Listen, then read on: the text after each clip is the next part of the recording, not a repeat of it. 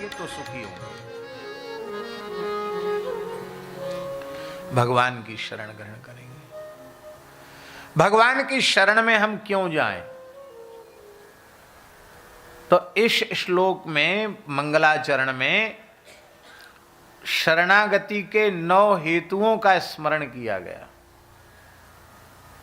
9 कारण हैं जिनसे हमें भगवान की शरण में जाना चाहिए। भगवान की शरण में हमें क्यों जाना चाहिए? सबसे पहले भगवान सत स्वरूप हैं, इसलिए हमें भगवान की शरण में जाना चाहिए। क्यों? क्योंकि हम सब सत स्वरूपता की प्राप्ति करना चाहते हैं। सत किसको कहते हैं?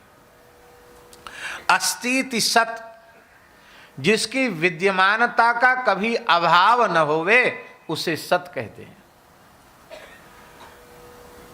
गुरुवाणी में आदि सच जुगादि सच है भी सच, नानक होसी भी सच, उसी का नाम है सत, जो कभी नष्ट नहीं होता, जो त्योकाल एक रस रही।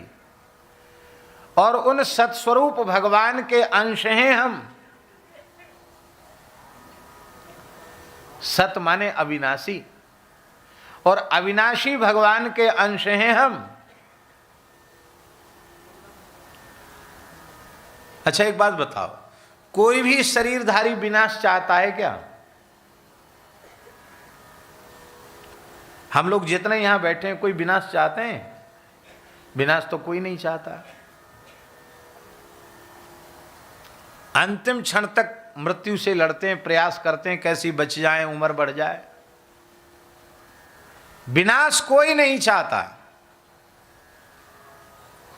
क्यों नहीं चाहते? इसलिए नहीं चाहते हैं क्योंकि हम सत्स्वरूप भगवान के अंश हैं। अंश में अंशी के गुण होते हैं। भगवान अविनाशी हैं, इसलिए हम सब भी अविनाशित्व चाहते हैं, विनाशित्व हम लोग नहीं चाहते हैं। हम सदा सर्वदा बने रहें, ये जो हमारी भीतरी इच्छा है, ये प्रमाणित करती है कि तुम भगवान के अंश हो। और ये हो जाएगा, हाँ बिल्कुल हो जाएगा। भगवान की शरण ग्रहण करने पर फिर विनाश समाप्त हो जाएगा, जन्म मृत्यु का छूट जाएगा, फिर मरना नहीं पड़ेगा, अविनाशी पद प्राप्त हो जाएगा। संत कबीरदास जी से किसी ने पूछा, किसी भोले भाले साधु ने, महाराज आप कितने समय तक जीवित रहोगे, कब मरोगे? तो श्री कबीरदास जी ने कहा, राम मरे तो हम मरे, नाही तो मरे बलाए, अविनाशी का बाल का मरा न मारा जाए। हमको मरने के लिए पहले हमारे राम जी को मरना पड़ेगा। बोले राम जी तो मरेंगे नहीं, राम जी नहीं मरेंगे तो राम जी का बालक कैसे मर जाएगा? यह है अविनाशित्व की प्राप्ति। अविनाशित्व की प्राप्ति को और सरल शब्दों में हम कहें तो देहाध्यास की सर्वथा निवृत्ति। ध्यान में आई बात? जब तक मैं शरीर हूं, ये भाव है, तब तक मरना जीना है। और जिस दिन ये भाव मिट जाएगा कि मैं शरीर नहीं हूं, मैं तो नित्य शुद्ध बुद्ध मुक्त, नित्य सिद्ध बुद्ध मुक्त आत्मा हूं, भगवान का अंश हूं, ये भाव जब भीतर पक्का हो जाएगा तो ना जन्म होगा और ना मृत्यु होगी। यही है सत्स्वरूपता की प्राप्ति।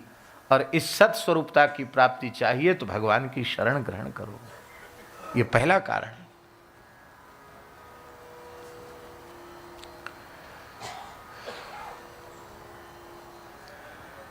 चक्की माताएं पीसती थी पहले अपने हाथ से, पत्थर के पाट, एक पाट नीचे एक ऊपर का पाट, और गेहूं चना आदि जो कुछ भी है उसको बीच में डाला जाता, फिर एक लकड़ी का हत्था जैसा बना रहता, खूंटा जैसा, उसको हाथ से पकड़ के डंडा को ऐसे घुमाया जाता, ऐसी आटा गेहूं आदि पीसा जाता था। हमने तो अपने गांव में बचपन में देखा है, बिजली नहीं थी जब, तो सवेरे 4 बजे से ही माताएं घर में, संयुक्त परिवार होते थे, तो माताएं 4-4, 6-6 चकिया चलती और छोटे बच्चे उठ जाते तो गोद में सिर रख करके, वो बच्चे भी सो रहे हैं, वो माताएं सवेरे सवेरे सूरदास जी, मीराबाई, कबीरदास जी आदि के पद गागा करके, संत वाणी गागा करके माताएं और चक्की पीसती थी, भगवान का कीर्तन करके पीसती थी। अब उस अन्न को सब खाते थे तो सबकी बुद्धि शुद्ध रहती थी।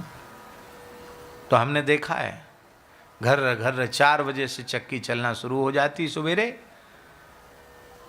सब ताजा पीस के खाते थे तो सबकी बुद्धि भी ताजी थी। अब बासा खाते तो बुद्धि भी सबकी बासी है। ताजा